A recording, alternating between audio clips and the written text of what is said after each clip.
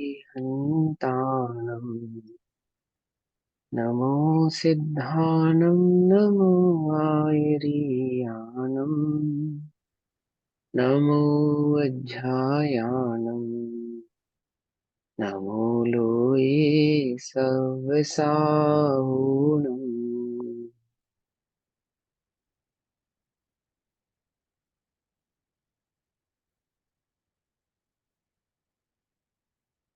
ओंकारं बिन्दुसंयुक्तं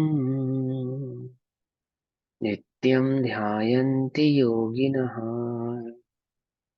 कामदं मोक्षदं चैव ओंकाराय नमो नमः।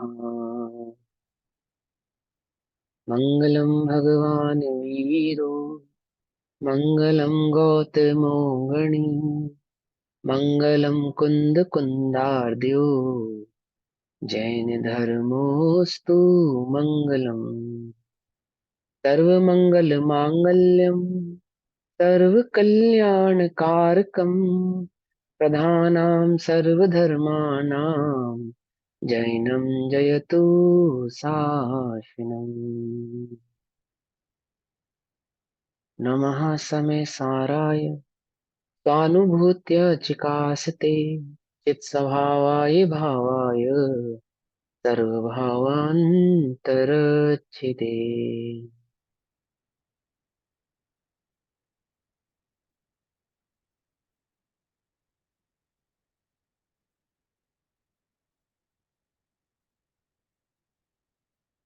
हमारी चर्चा का विषय चल रहा है श्री समय सारजी ग्रंथ और श्री समय सारजी का स्वाध्याय हम सभी आचार्य अमृतचंद्र देव द्वारा रचित आत्मख्याति टीका के माध्यम से कर रहे हैं। आत्मख्याति टीका में पुण्य पाप अधिकार और गाथा नंबर 149 148 तक का हमने स्वाध्याय किया था। गाथा नंबर 150 का स्वाध्याय हमें करना है।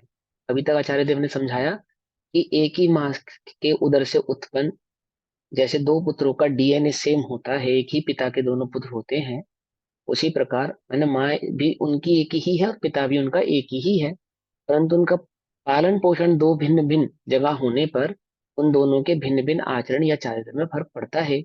पर उनकी जो स्वाभाविक दशा है, जो उनका स्वाभाविक भाव है, वह तो समान ही होता है। उसी प्रकार पाप और पुण्य में दो प्रकार के भेद होने पर भी, एक तीव्र कषाय रूप और एक मंद कषाय रूप होने पर भी, दोनों ही कर्म की जाति के होने से बंध के कारण है। ज्ञानी वह है जो पाप पुण्य में भेद न करता हुआ दोनों को ही कर्म जानकर उनसे दूर यानी विरक्त होता है, उन्हें छोड़ता है और अपने निज स्वभाव को धारण करता है, चैतन्य स्वभाव को धारण करता है। जिस प्रकार सोने की और लोहे की दोनों ही बेड़ियां बंध का कारण है, उसी प्रकार पाप तो बंध का कारण है ही, अपितु पुण्य भी बंध का ही कारण है। जिस प्रकार एक कुशल हाथी जंगल का कुशल हाथी, कुशल अर्थात अनुभवी हाथी, समझदार हाथी, कुट्टनी हथनी को अर्थात जो उसके बंध के कारण का निमित्त है, ऐसी हथनी को देखकर ना उसके साथ राग करता है और ना ही उसका संग करता है, संसर्ग भी नहीं करता। उसी प्रकार ज्ञानी कर्मों का ना राग करते हैं और ना ही उनका संग अर्थात संसर्ग करते हैं। संसर्ग नहीं करते अर्थात प्रवृत्ति भी उस रूप नहीं करते हैं। प्रवृत्ति नहीं करते हैं, ये बात हमने आपको पिछली कक्षा में अच्छे से समझाई है। नहीं समझ में आए तो आप हमसे फिर से पूछ सकते हैं, हम इसको डिटेल में और अच्छे से समझाएंगे। ठीक। पुण्य नहीं करता, कौन नहीं करता? ज्ञानी नहीं करता। जिन्हें ज्ञानी होना हो, अब यहाँ ज्ञानी का अर्थ है अनुभवी, आत्मानुभव। जिसने सम्यक दर्शन प्रकट करना हो, आत्मानुभव प्रकट करना हो, ये क्या करें कि पाप और पुण्य दोनों को जानकर, एक जाति जानकर दोनों का ही त्याग कर देंगे। ओहो, क्या पुण्य भी ना करें कि नहीं करना? क्या करना है? एकमात्र शुद्धोपयोग ही जिनका लक्ष्य है, एकमात्र आत्मानुभव ही जिनका लक्ष्य है, एकमात्र वीतराग भाव ही जिनका लक्ष्य है, ऐसे जीव पुण्य आदि में प्रवृत्ति करते हुए, सहज ही प्रवृत्ति करते हुए दिखाई देने पर भी पुण्य ना ही उनके लक्ष्य में है, ना ही उनके कर्तव्य में है। संग नहीं है उनको कि मैं पुण्य करूं, ऐसा तो उन्हें राग है ही नहीं। जो हो रहा है उसका भी संग नहीं करते। कैसे है कि सदैव जागृत रहते हैं, स्वभाव की दृष्टि रखते हैं, शुद्धोपयोग ही लक्ष्य में एकमात्र रखते हैं। ठीक। मुनिराज तो पुण्य करते ही नहीं। या श्रावक पुण्य करते हैं कि पुण्य करते हुए दिखाई देने पर भी नहीं करते? करने का अर्थ क्या है? समय सार की शैली में कौन समझाएगा? करने का अर्थ क्या है? निज रूप से अनुभव करना। पर द्रव्य को, उद्गल कर्म को तो स्वभाव में अनुभव करना कि मेरा है, मैं हूं, मेरे सुख का कारण है, मेरे दुख का कारण है, इस प्रकार जो निज रूप से अनुभव करना, इसको कहते हैं करना। समय सार की शैली में प्रवृत्ति को करना नहीं कहते। क्या है आत्मा की प्रवृत्ति? क्या है? निज रूप से अनुभवन, यही आत्मा की प्रवृत्ति है। मिथ्या प्रवृत्ति क्या है? कि पर द्रव्य को निज रूप से अनुभवन करे। और सम्यक प्रवृत्ति क्या है? कि स्वद्रव्य को, स्वभाव को निज रूप से अनुभवन करे, अर्थात अज्ञान दशा बंध का कारण, ज्ञान दशा मुक्ति का कारण। स्व और पर के भेद को नहीं जानना अज्ञान, स्व और पर के भेद को जानना सो ज्ञान। और जानना इसका क्या अर्थ है? कि जानना अर्थात अनुभव करना, समझे ना, अनुभव करना। पकड़ में ही बात? हाँ। अब गाथा नंबर 150 करते हैं। गाथा नंबर 150 में क्या भाव समझाते हैं? कि वो हथनी का उदाहरण दिया गाथा नंबर 149 में, उसी भाव को स्पष्ट करके आगे कहते हैं। अब आगम से यह सिद्ध करते हैं कि दोनों कर्म बंध के कारण है और निषेध्य है। निषेध्य है अर्थात नॉट अलाउड।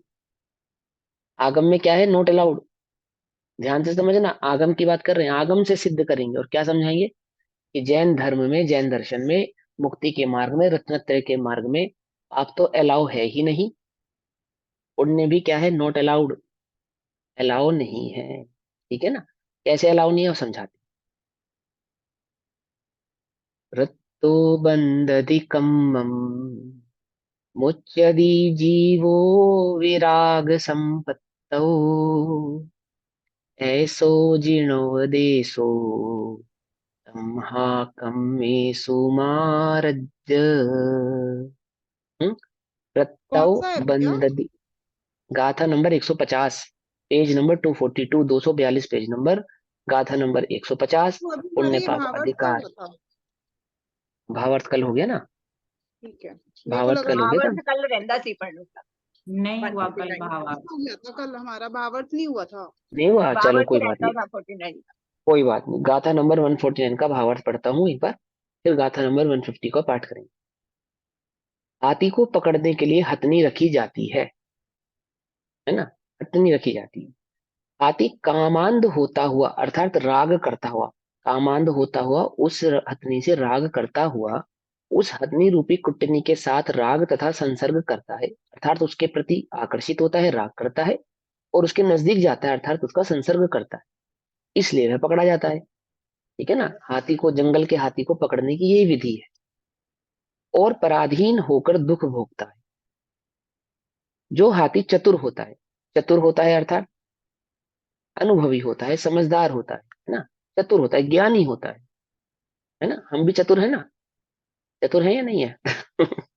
जो बंद को प्राप्त होते हैं वो चतुर नहीं होते, वो तो मूर्ख होते हैं। समझे? हमें हमें लगता है कि हम बहुत चतुर हैं, देखा मेरी इंटेलिजेंसी। अभी तुम देखो, तुम्हारी इंटेलिजेंसी से तुम बंद को प्राप्त हो रहे हो या मुक्ति को प्राप्त हो रहे हो, या विद्या अविमुक्त है। चतुराई कोशिश। ज्ञान क्या है? जो विमुक्त करे, है ना? तो क्या कहते हैं? चतुर होता है वह उस हथनी के साथ राग तथा संसर्ग नहीं करता। ओहो, चतुराई किसमें है? बंध के कारणों में जो राग ना करे, संसर्ग ना करे, वह चतुर है। हम तो बंध के कारणों को और अधिक अपने नजदीक लाने का, उन्हें प्रकट करने का, उस परिग्रह आदि वस्तु को जोड़ने का जो भाव करते हैं, उसमें चतुराई समझते हैं। समझे ना? हमारे हमारी चतुराई किसमें है? कि बंध के कारणों को अधिक से अधिक बढ़ा लिया जावे, उसे हम क्या समझते हैं? चतुराई समझते हैं। यहाँ क्या ये कहते हैं? चतुर हाथी वह है जो उस हथनी को बंध का कारण जानकर दूर से ही क्या कर देता है? त्याग देता है, अर्थात उसका राग भी नहीं करता और उसका संसर्ग भी नहीं करता। ठीक है ना? हम अपनी वस्तु छुपा लेते हैं, चतुराई किसमें समझते हैं? कितना अधिक धन जोड़े, कितना अधिक परिग्रह बनाए, कैसे हमारा झूठ छुप जाए, है ना? किस प्रकार से हमारे पाप आदि ना पकड़े जाएं। क्या है चतुराई? चतुराई, इसमें हम अपने इंटेलिजेंसी समझते हैं, इंटेलेक्चुअलिटी समझते हैं।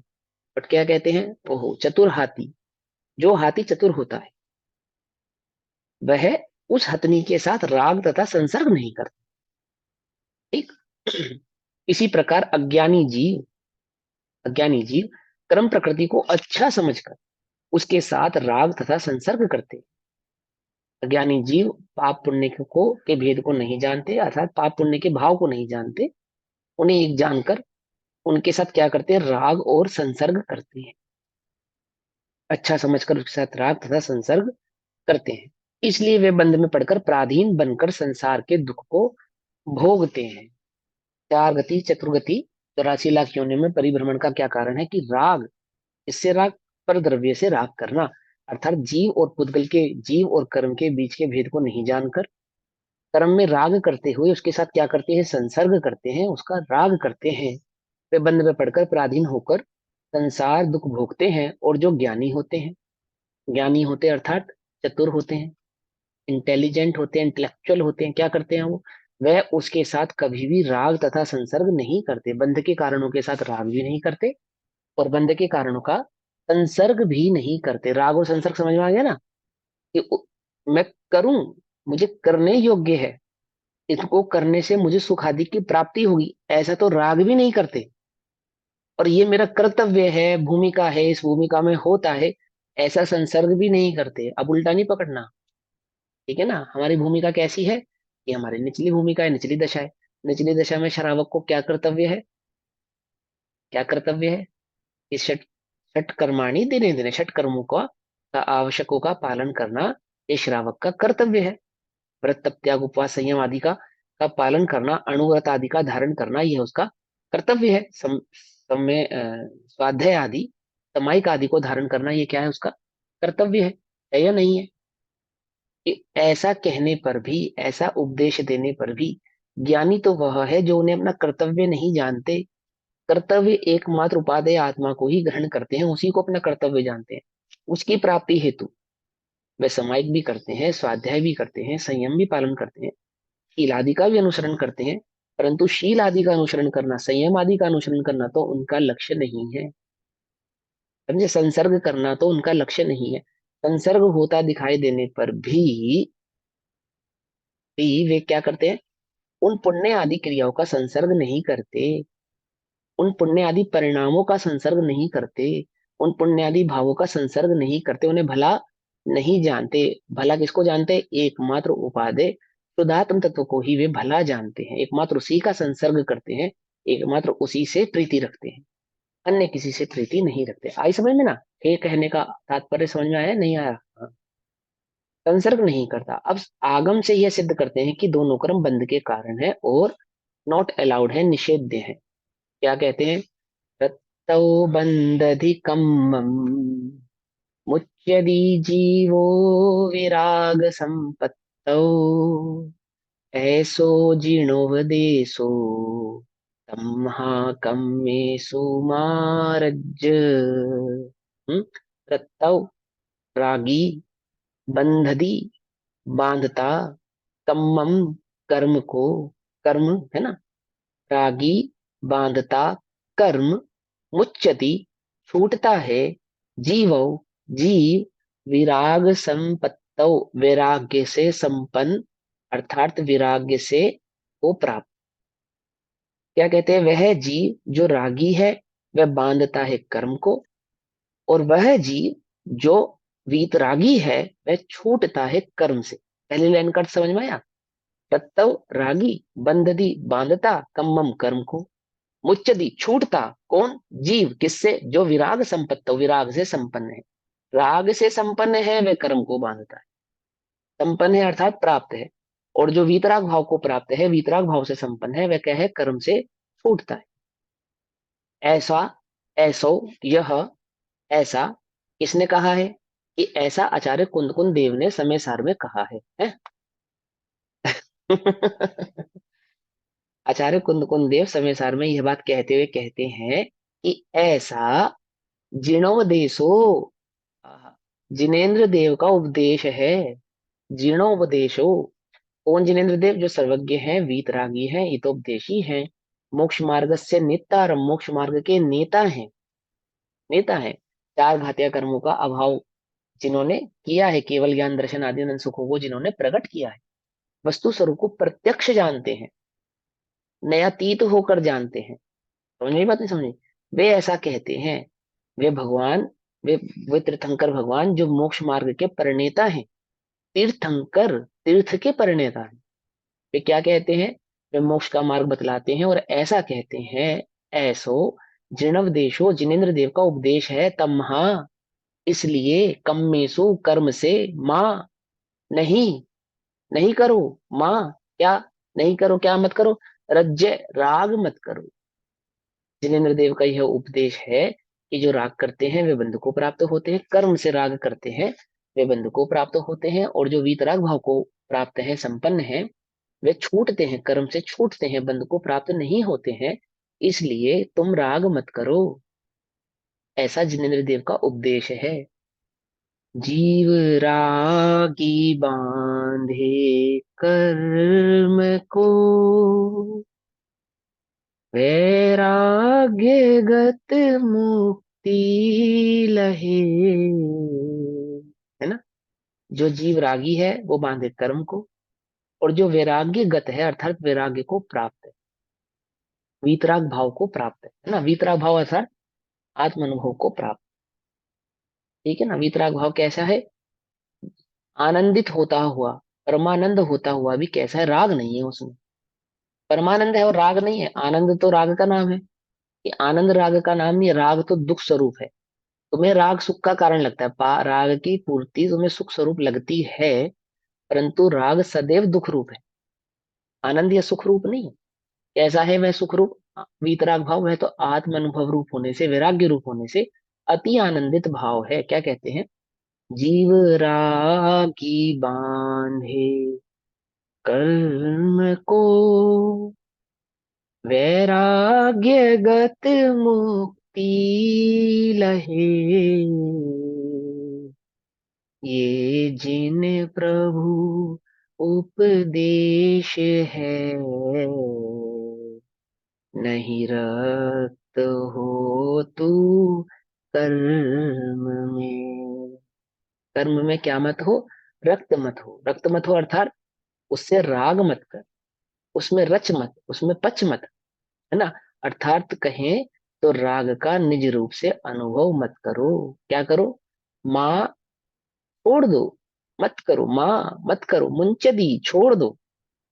समझे ना? मुच्चदी छोड़ दो। क्या नहीं करो? माँ चिट्ठई माँ जमपई है ना, जैसे कर कार्य, शरीर से कुछ नहीं करना, मन से कुछ नहीं करना, ऐसे करे माँ रच जाई। राग मत करो, राग मत करो। मुच्चदी छोड़ दो, छोड़ दो। रक्त जीव रागी जीव कर्म। माँ मतलब मत होता है। मत, हाँ, माँ मतलब मत। ये माँ पे अनुस्वार लगाएंगे, ऊपर चंद्र बिंदु लगाएंगे तो माँ बन जाएगा, जन्म देने वाली। और उसमें से अनुस्वार हटा देंगे तो माँ अर्थात नहीं। संस्कृत में नहीं को कहते हैं माँ, ना, माँ, ऐसा है ना? रक्त जीव रागी जीव कर्म बंधनाति अर्थात बांधता है। और विराग संप्राप्त, विराग को प्राप्त जीव, वैराग्य को प्राप्त जीव मुच्यते कर्म से छूटता है। ऐसा यह जिनोपदेश, जिनेन्द्र भगवान का उपदेश है। तस्मात इसलिए, हे भव्य जीव, तू कर्म से, कर्मों से मां रजस्व अर्थात प्रीति या राग मत कर। टीका। रक्त अर्थात रागी अवश्य कर्म बांधता है। रागी हो और कर्म ना बंधे, ऐसा नहीं हो सकता।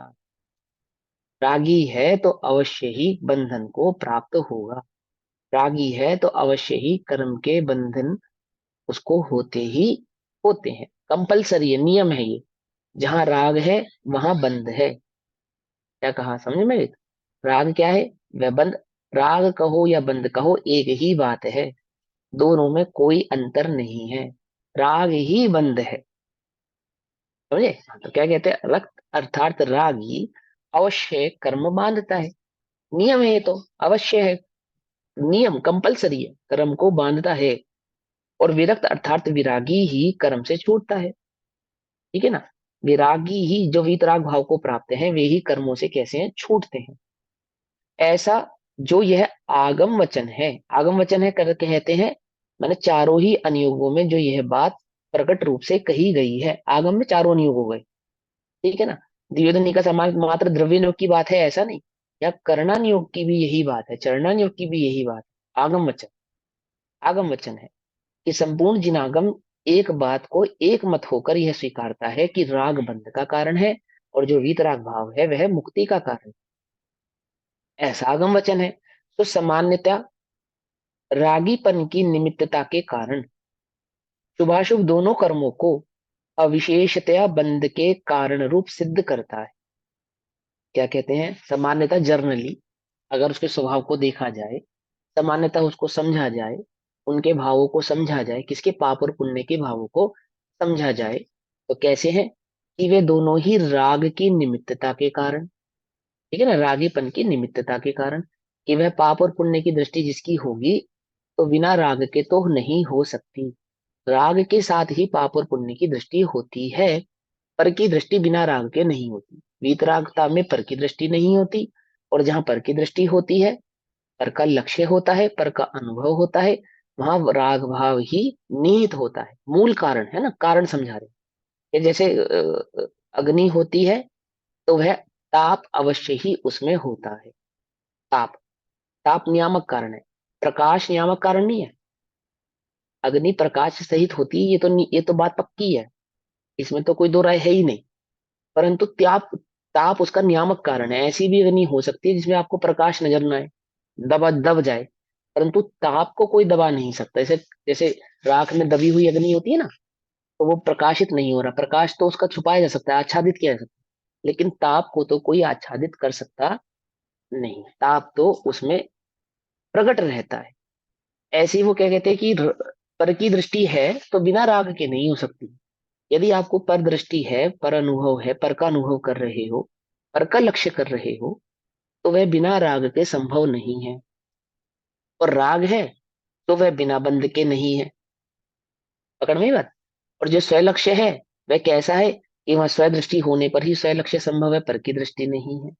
और वह कैसा है, स्व लक्ष्य वीतराग भाव रूप है, और वीतराग भाव कैसा है कि वह मुक्ति का द्योतक, मुक्ति का कारण है, वह बंध स्वरूप नहीं है। तो क्या कहते हैं, सामान्यतः रागीपन की निमित्तता के कारण शुभाशुभ दोनों कर्मों को अविशेषतया अर्थात बिना किसी भेद के, अविशेषतया मतलब दोनों में कोई भेद नहीं होने पर, दोनों में कोई विशेषता नहीं होने पर, विशेष यानी कि भेद, पाप और पुण्य में कोई भेद नहीं होने पर, कर्म की अपेक्षा से, ठीक है ना, होने पर बंध के कारण रूप सिद्ध करता है, इनको बंध का कारण सिद्ध करता है।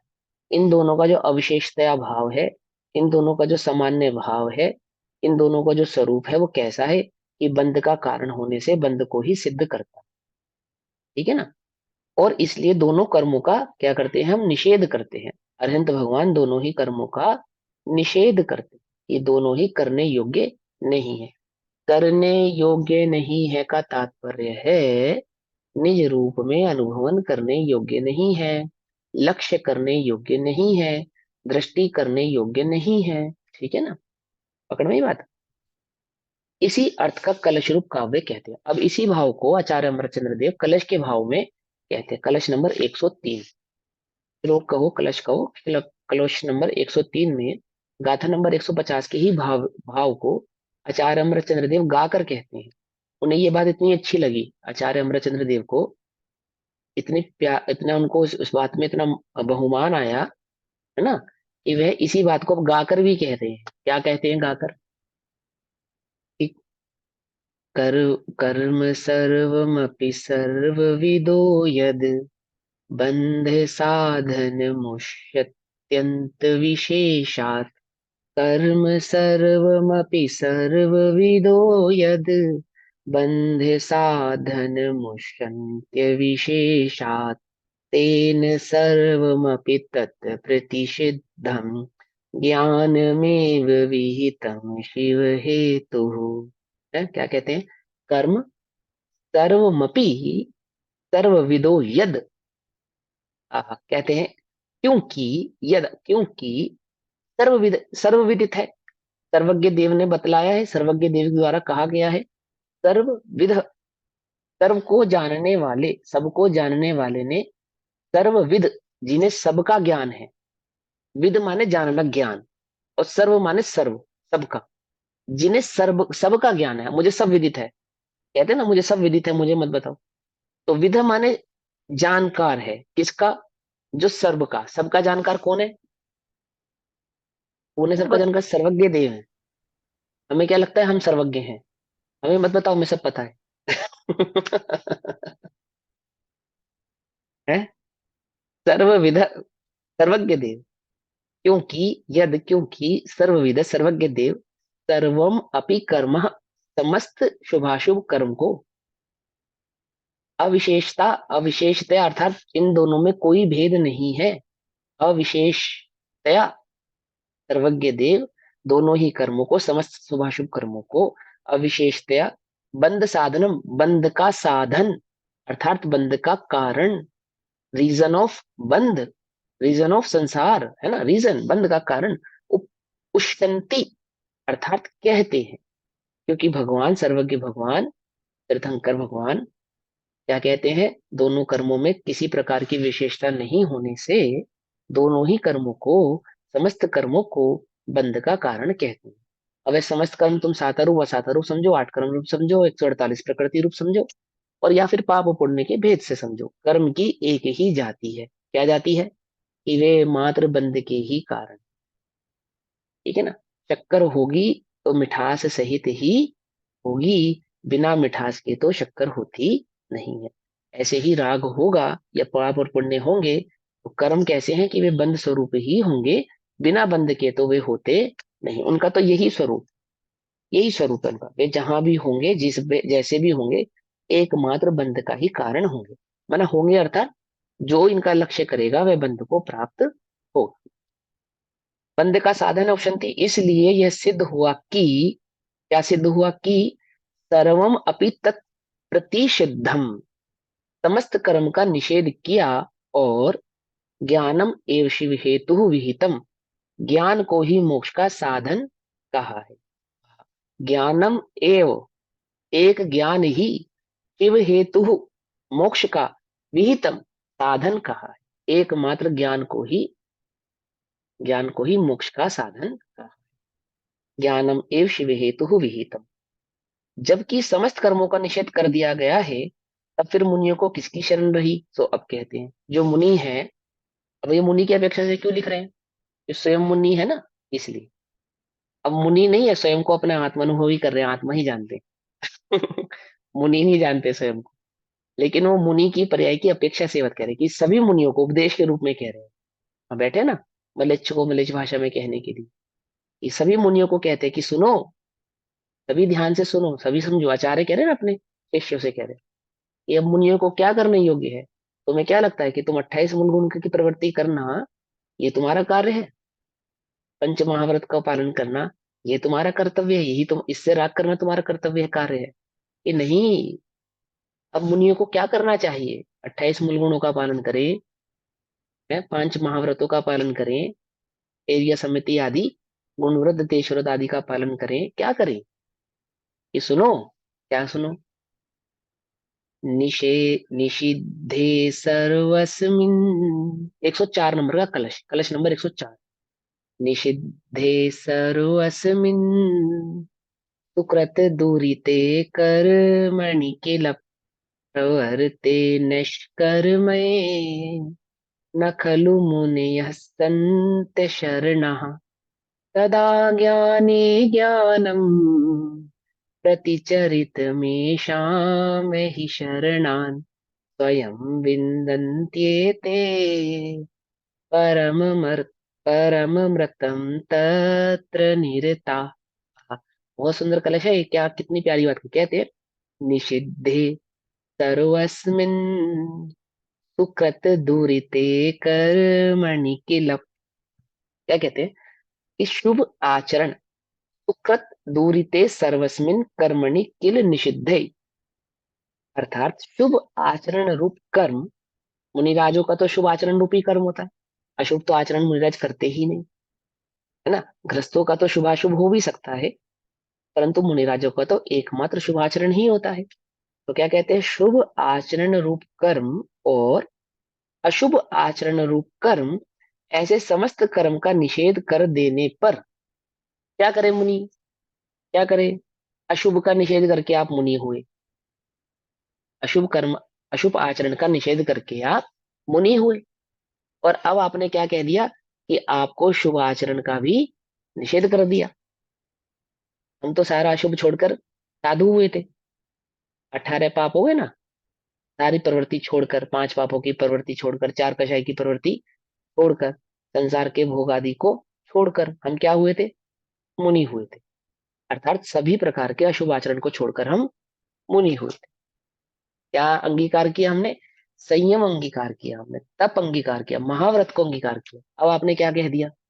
आप कहते हो कि समस्त शुभ आचरण कर्म और अशुभ आचरण कर्म, ऐसे समस्त कर्म का निषेध कर देने पर, अशुभ का भी निषेध और शुभ का भी निषेध, दोनों ही प्रकार के आचरण का निषेध कर देने पर क्या करें? सुनो, नैष्कर्मयी प्रवर्तई, इस प्रकार निष्कर्म अर्थात निवृत्ति अवस्था प्रवर्तमान होने पर, अर्थात एक वीतराग भाव प्रकट होने पर, एक वीतराग भाव प्रवर्तमान होने पर, अर्थात एक वीतराग भाव का आचरण होने पर, समस्त शुभाशुभ आचरण का त्याग कर देने पर कौन सा आचरण प्रकट हुआ?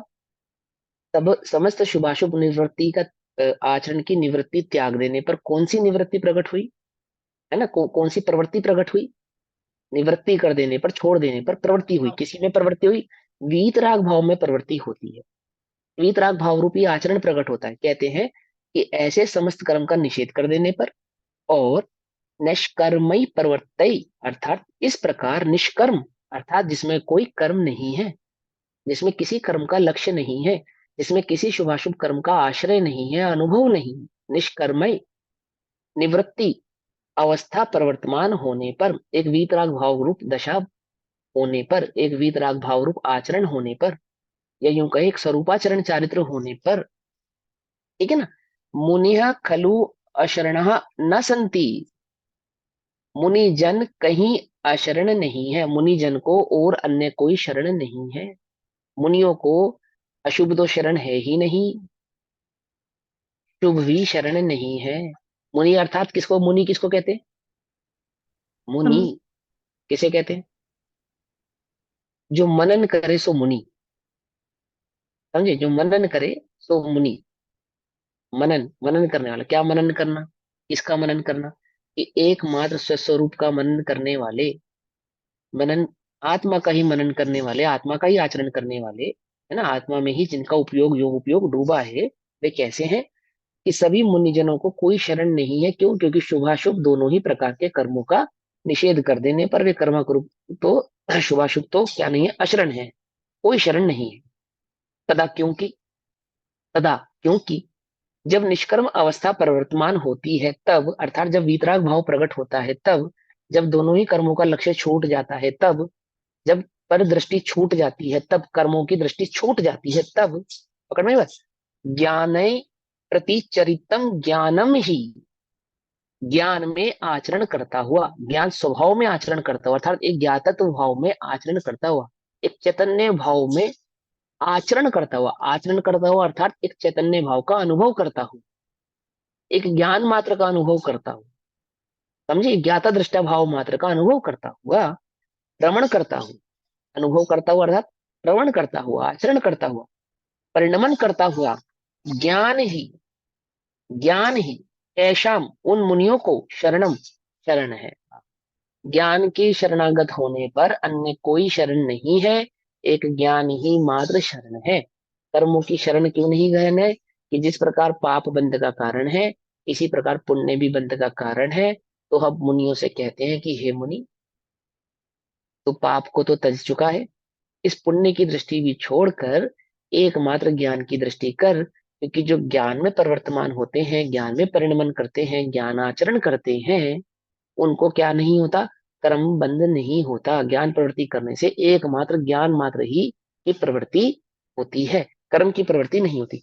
ज्ञान में आचरण करता हुआ, रमण करता हुआ, परिणमन करता हुआ ज्ञान ही हेशम उन मुनियों को शरणम, शरण है, अन्य कोई शरण नहीं है।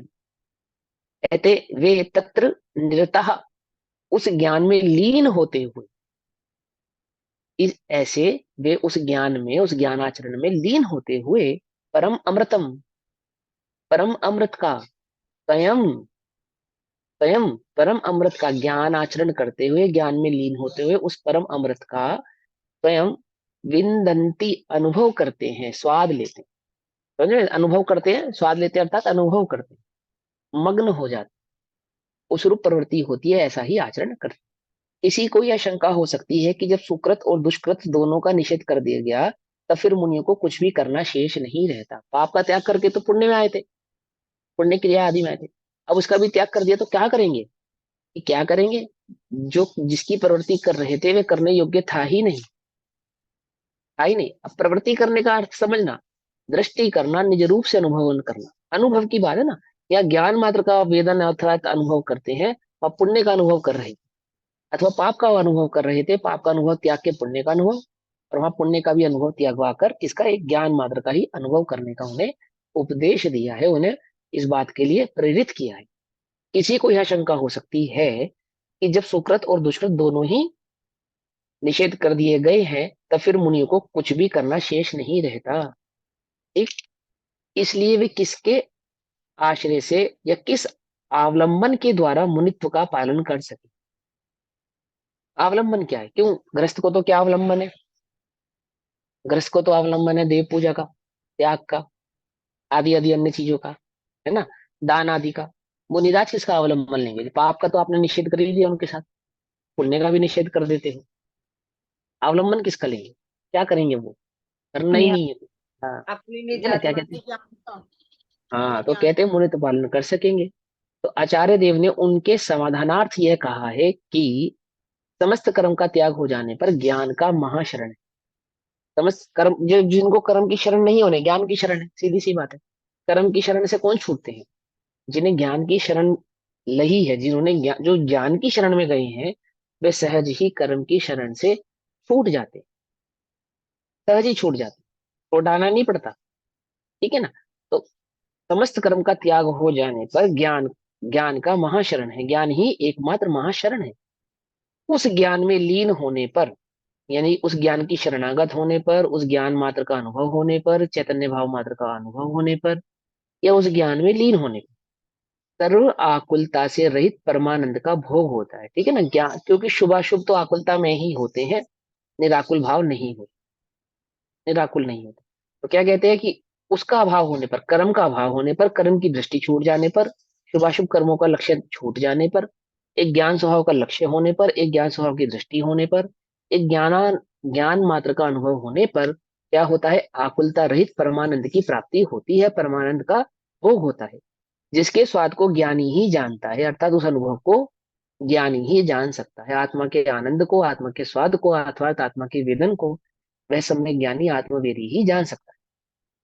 अज्ञानी कषाय जीव कर्म के ही सर्वस्व जानकर उसमें लीन हो रहा है, जिसे ज्ञान स्वभाव की खबर नहीं है, जो पर का ही अनुभव कर रहा है। वो क्या कर रहा है कि वह कर्म में ही लीन हो रहा है, अर्थात कर्म का ही अनुभव कर रहा है।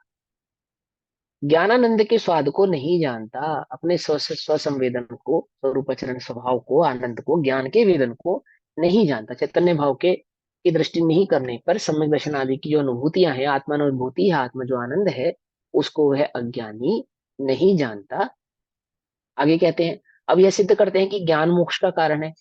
वह ज्ञान मुक्ति का कारण है ना, वीतराग भाव है, वही मोक्ष का कारण है। उस भाव को गाथा नंबर 151, यानी गाथा नंबर 151 में कहते हैं। आचार्य कुंकुदेव कहते हैं, परमठौ खलु समऔ शुद्धो जो केवली मुनिनाणी संहिडिता सहावे मुनिनो पावन्ति निर्वाणम।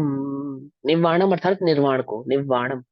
परमठौ, परम अट्ठौ अर्थात परमार्थ में स्थित, परम मट्ठौ स्थित परमार्थ में, परमट्ठौ परमार्थ में स्थित, यानी कि जो परम भाव को जानता है, स्वभाव को जानता है। परम भाव क्या है? परमार्थ, अर्थ माने भाव, तत्वार्थ, तत्व के भाव को तत्वार्थ कहते हैं। परमार्थ, परम भाव को जो जाने उसको परमार्थ कहते हैं। तत्वार्थ ही परमार्थ है। क्या कहा? और तत्वार्थ क्या है? परमार्थ है। तो तत्वार्थ श्रद्धानम सम्यक दर्शनम है, परमार्थ श्रद्धानम भी सम्यक दर्शन ही है। ठीक है ना, क्योंकि परमार्थ और तत्वार्थ में कोई भेद नहीं है। ठीक है ना, तत्वार्थ ही परमार्थ है। परमट्ठौ जो परमार्थ में स्थित है, खलु निश्चय से। अब निश्चय से कहते हैं अर्थात, यानी कि जो परमार्थ का अनुभव करता है, परम भाव को जो जानता है, जानकार है, स्थित है। खलु निश्चय से, समाओ समय है, समर्थ समौ अर्थात समय है, शुद्धो शुद्ध है, जो केवली है, मुनि है और ज्ञानी है। क्या कहते हैं? निश्चय से जो परमार्थ में स्थित है, वह शुद्ध है, वह केवली है, वह मुनि है, वह ज्ञानी है। आप उसे ज्ञानी कहो, आप उसे मुनि कहो, आप उसे शुद्ध कहो और आप उसे केवली कहो। जो परमार्थ में स्थित है वह शुद्ध है, केवली है, मुनि है और ज्ञानी है। तम ही उस चिदा, चिदा मतलब स्थित, वो बोले परमट्ठव, परमार्थ में स्थित।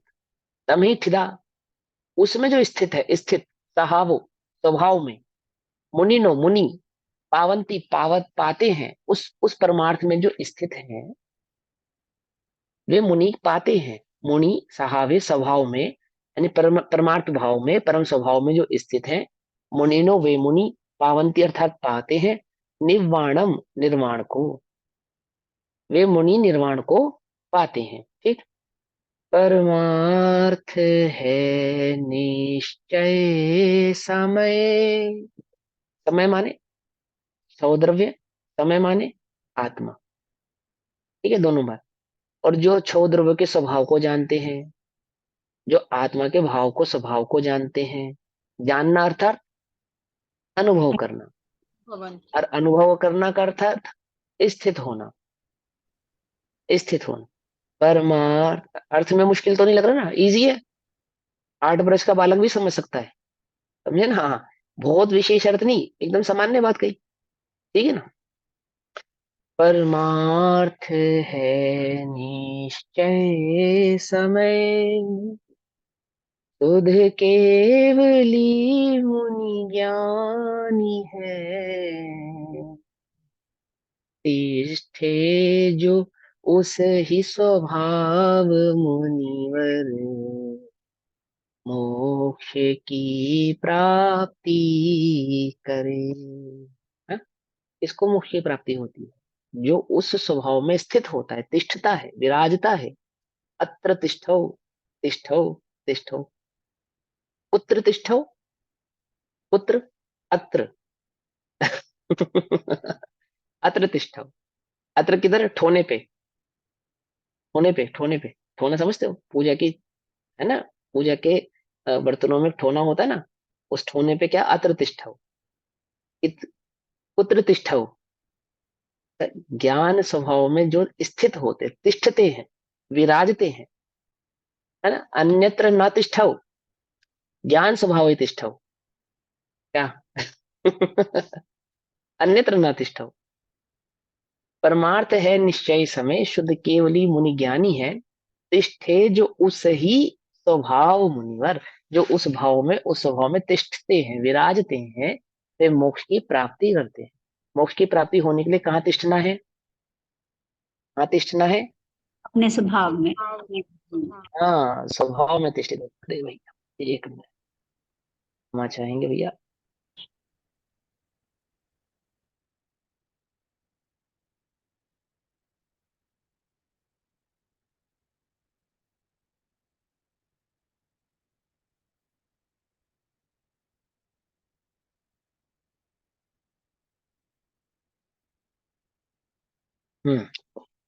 गाथार्थ करते हैं।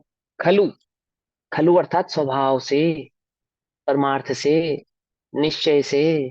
ठीक है ना? एक अर्थवाची होते हैं खलु। निश्चय से, यह जो परमार्थ, परमार्थ अर्थात परम पदार्थ है, अर्थात परम पदार्थ है, अर्थात परम स्वभाव है, परम भाव है। परम भाव क्या है? एक समय सार ही परम भाव है। अब समय सार परम भाव है दो बातों से, छह द्रव्य समय सार है, और छह द्रव्यों का जो नेता आत्मा वह समय सार है। कौन सा आत्मा? निज आत्मा, स आत्मा। हाँ, ये केवली वाले आत्मा की बात नहीं, अन्य आत्माओं की बात नहीं कर रहे। स आत्मा वह क्या है? वह परमार्थ है, सार है, समस्त समयों का सार है। समस्त समयों का सार है अर्थात छह द्रव्यों का सार है। क्या है? कि परमार्थ समय सार है, यानी परमार्थ परम भाव एक आत्म भाव ही है। खलु निश्चय से, यह जो परमार्थ परमार्थ परम पदार्थ है, समय समय है, निश्चय से, स्वभाव से देखने पर, निश्चय से देखने पर, एक परम भाव तो आत्मा ही है, अन्य कुछ नहीं। शुद्ध है, केवली है और मुनि है। जो शुद्ध है, केवली है, मुनि है और ज्ञानी है। तस्मिने स्वभाव, उस स्वभाव में जो शुद्ध है अर्थात शुद्धता का जो अनुभव करते हैं, जो केवली भगवान है, केवली है। मनन करने वाले जो मुनि है, ज्ञानी है। आप लोक में उनको कई प्रकारों से जानते हैं, कई अवस्थाओं को जानते हैं। केवली की अवस्था के आधार से जानते हैं, ज्ञानी की अवस्था से आधार से जानते हैं, शुद्ध की अवस्था से जानते हैं। वे सब कैसे हैं? वे स्वभाव में स्थित मुनि निर्वाण को प्राप्त होते हैं। वे सभी उस भाव को प्राप्त होते हैं, निर्वाण भाव को प्राप्त होते हैं, जो उस परमार्थ भाव में स्थित होते हैं, परम भाव में स्थित होते हैं। अब इस भाव को पढ़ने के लिए अब आगे की जो टीका है ना, ये हम कल पढ़ेंगे, भी समय हुआ है ना। तो मुझे भी जरा एक इंपॉर्टेंट मीटिंग में जाना है, मैं क्षमा चाहूंगा आपसे। अब आगे के भाव को हम कल पढ़ेंगे, तब तक के लिए यहाँ सभी पे को जो जय जय केवली लिया है, ओम नमः केवली शिवाय। तो पहले ही केवल ज्ञान रूपी हो गए, मतलब फिर जहाँ उन्होंने हाँ तो कहा है वही, कि वो वो भी, स्वभाव में वो स्थित है। केवली, हाँ वो कह रहे हैं कि केवली भी स्वभाव में स्थित है, मुनि भी हम्म, स्वभाव में स्थित है, ज्ञानी भी स्वभाव में स्थित है ना। और जो स्वभाव में स्थित होते हैं ऐसे मुनि निर्वाण को प्राप्त होते हैं। केवली कहाँ स्थित है? वे भी स्वभाव में ही स्थित है। अभी टीका आएगी ना, तो टीका में ये भाव अच्छे से खुलकर आ जाएगा, आपको ये बात समझ में आ जाएगी। अभी पढ़ना आप लोग तो पढ़ो, कल पढ़ते हैं बाकी का। जय जिनेन्द्र, ओम नमः सिद्धेभ्य। निज निधि निज में बताई, यह अनंत उपकार है, उसके लिए जिनवाणी माँ को वंदना शत। नमो